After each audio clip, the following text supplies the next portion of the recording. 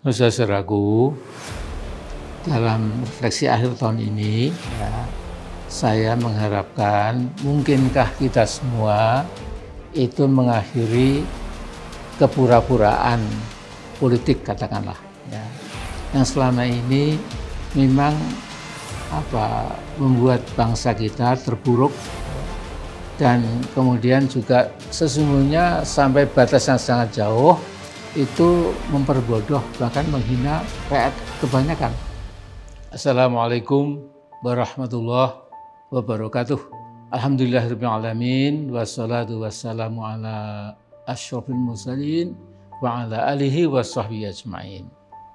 Saudaraku, saya akan membuat catatan akhir tahun secara singkat dan masih melanjutkan tentang wewenang, kekuasaan, otoritas yang diberikan kepada Presiden menurut Undang-Undang Dasar kita itu.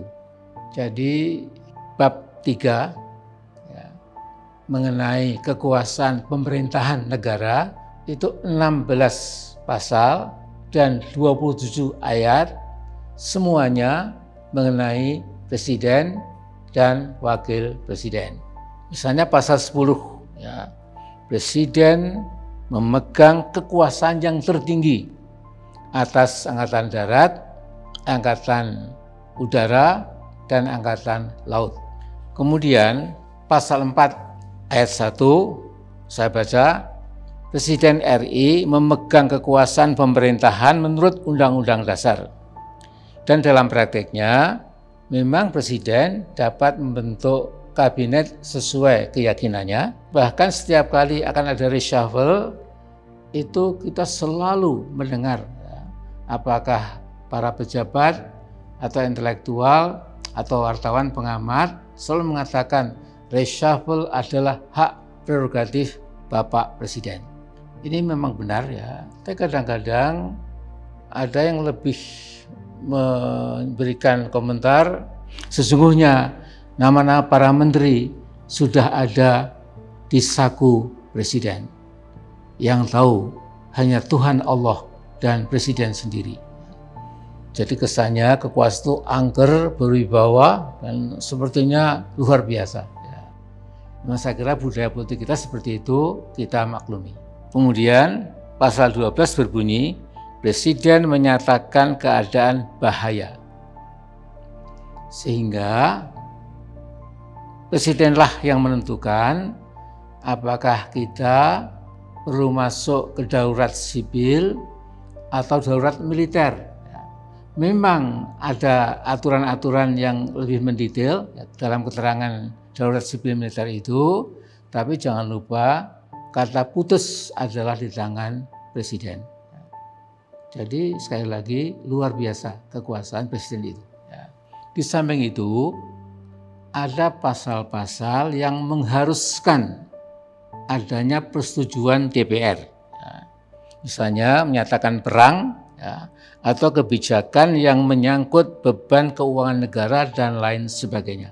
Tapi ada masalah besar dalam kaitan ini, yaitu DPR kita, DPR RI, bahkan DPD dan MPR, itu sebagian besar anggota maupun fraksi yang ada di dalam lembaga-lembaga itu terdiri dari, anggota-anggota yang sudah menjadi yes man dan yes woman kepada kemauan Presiden.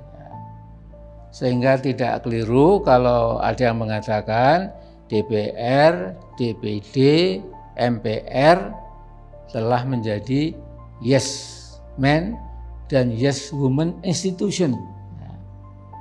Yang berani speak out mengatakan keyakinannya itu sedikit sekali, hanya 1-2 orang saja. Sehingga saudara-saudaraku, apa saja yang diinginkan Presiden dengan para perhubungnya itu, yang kadang-kadang memang potensial menghancurkan kepentingan nasional, tetapi terus saja berjalan tanpa ada resistensi, tanpa bisa dibendung.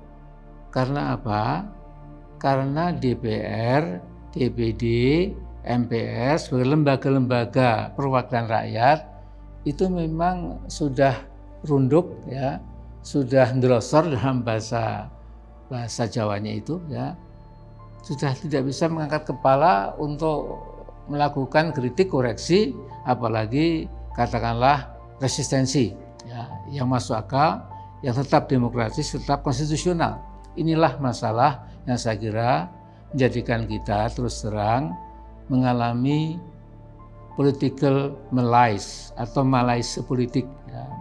Atau mungkin democratic malaise, malaise demokrasi, malapetaka demokrasi ya. Kan nggak ada lagi yang mencek ya, menahan, membendung ya keinginan eksekutif ya.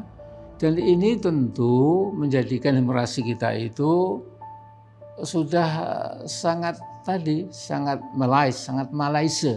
Malaise itu keadaan yang sudah sangat lemah, tanpa daya ya, tidak bisa apa-apa ya. Sehingga seorang yang mengalami kesehatan malaise kesehatan itu hanya bisa tiduran ya, tidak bisa apa-apa, duduk pun barangkali harus ditolong gitu. Inilah demokrasi yang ada sekarang di negeri kita ya, yang memang menurut saya sudah sudah sampai kepada titik nadirnya, bahwa kemudian ya politik atau kebijakan pemerintah atau rezim itu lebih menguntungkan kaum bisnis ya, kaum kroni kapitalis, ya, kaum pendek kata, maaf ya istilahnya mungkin maling-maling yang bertaraf nasional bahkan internasional ya, itu menjadi terus saja berjalan ya, tidak ada lembaga-lembaga yang menahan itu. Malahan terus terang media massa mainstream itu hanya 1-2 ya. Umumnya juga sudah menyesuaikan diri, sudah tahu ya, melakukan self censorship, bagaimana mensensor diri sendiri agar tidak dituding ya oleh kekuatan rezim sebagai media massa mainstream yang bisa mengganggu stabilitas dan segala macam argumen-argumen yang kita sudah sangat paham.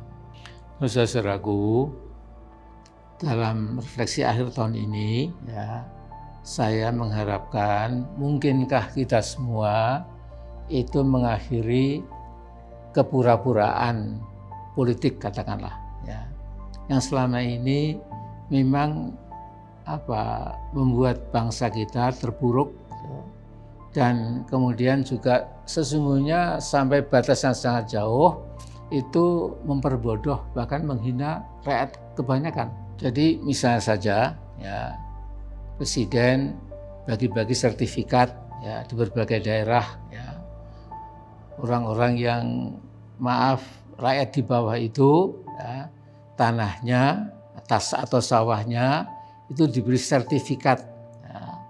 Alasannya pun juga sekelibatan indah ya, untuk supaya rakyat tadi bisa menjadikan agunan ya, rumah atau tanahnya itu untuk kredit dari bank gitu. Jadi sekelibatan bagus, tetapi ya sesungguhnya ada teman saya mengingatkan bahwa itu bagi sertifikat itu orang kecil diberi sertifikat memudahkan pinjam di bank, bahkan sesungguhnya akan lebih mudah dibeli oleh para konglomerat karena ada sertifikatnya, lebih aman ya, tidak usah ada sesuatu segi hukum ya, semua sudah langsung jadi pindah pemilikan ya. Dan ini saya kira sesuatu yang menurut saya itu pura-pura yang sudah kelewatan ya.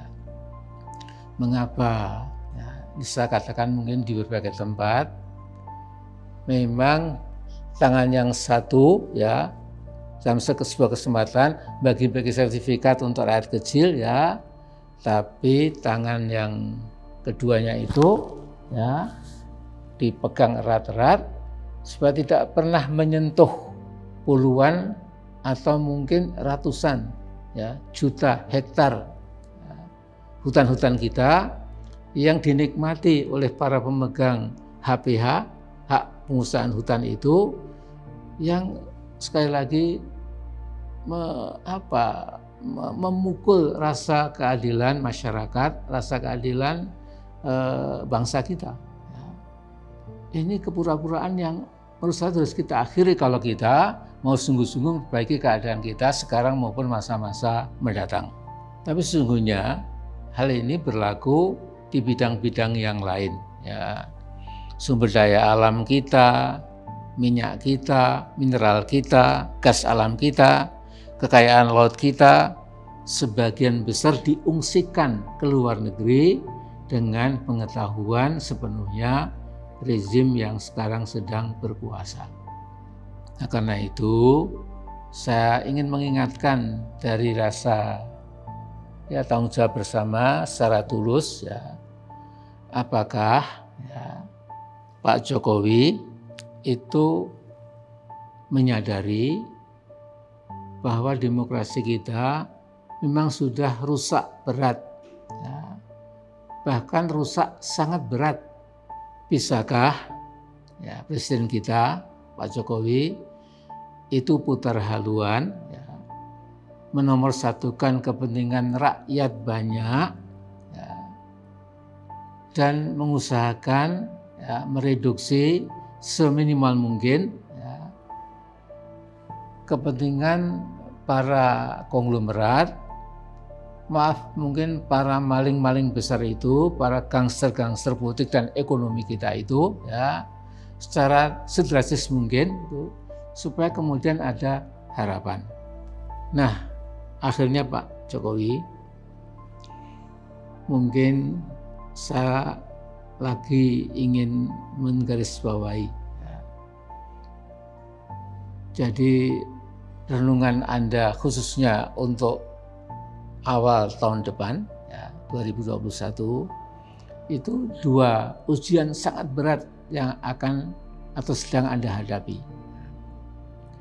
yaitu penghancuran atau pelanggaran HAM berat yang dilakukan oleh oknum-oknum polisi berbaju preman atas pembunuhan dan pembantaian 6 nyawa anak-anak muda, itu harus betul-betul Anda selesaikan secara adil, betul-betul berkeadilan. Jangan sampai kemudian nanti sebagian bangsa paling tidak itu menganggap, loh kok Bapak Presiden tidak adil. Gitu. Jadi ini memang berat, saya tahu.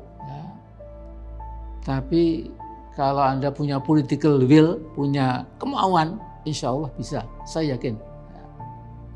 Dan yang kedua, itu adalah skandal korupsi bansos yang menghentak kesadaran kebangsaan kita. Bagaimana mungkin seorang menteri di dalam kabinet Anda melakukan korupsi kolosal yang tidak bisa diampuni dengan logika apapun itu, dan bahkan orang-orang dekat Anda itu disebut-sebut juga terseret-seret. Ini lebih skandalus lagi.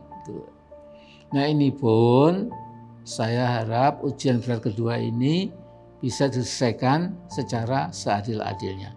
Nah, kalau dua hal ini siapa tahu bisa selesai dengan adil, ini akan membuka sebuah kemungkinan yang lebih positif, lebih konstruktif itu, bahwa kepercayaan yang sekarang dialami oleh sebagian anak bangsa terhadap Anda itu akan terkikis. Jadi memang semudah itu kalau mau. Jadi Pak Jokowi itu barangkali ingin saya sampaikan sebagai renungan akhir tahun gitu. Dan saya termasuk penggemar wayang kulit. Mungkin Pak Jokowi juga orang Solo suka wayang kulit. Jadi dengarkan Pak Jokowi atau perhatikan uyon-uyon pamungkas yang dibuat oleh Ki Nartosabdo menjelang Tancep Kayon itu lagunya luar biasa, ya. Jadi pewayangan dengan dengan katakanlah tauhid Islam itu memang hampir berimpit lah, ya. Sekalipun tidak bisa dibandingkan, tetapi dengarkan itu, ya. Jadi doalah, mugi-mugi dan seterusnya itu ingin Indonesia tetap merdeka, ya, tetap berjaya, ya. Kemudian akhirnya itu seingat saya itu ada kata-kata harus gumolong kapti, ya. Kapti itu kekarepan, kemauan. Jadi tidak ada gunanya dipecah-pecah bangsa ini, tapi tiap-tiap golongan itu dibuat gemolong, jadi menjadi satu yang kuat, kapti untuk mencapai kemauan nasional. Ya, Anda lebih tahulah dari saya, ya, Anda menjadi lurah Indonesia. Ya. Setelah itu saja, mudah-mudahan saya terima. Mudah-mudahan kita buka lembaran baru tahun depan itu dengan lebih optimis, ya, lebih punya gairah berjuang bersama-sama untuk masa depan kita. Dan assalamualaikum warahmatullahi wabarakatuh.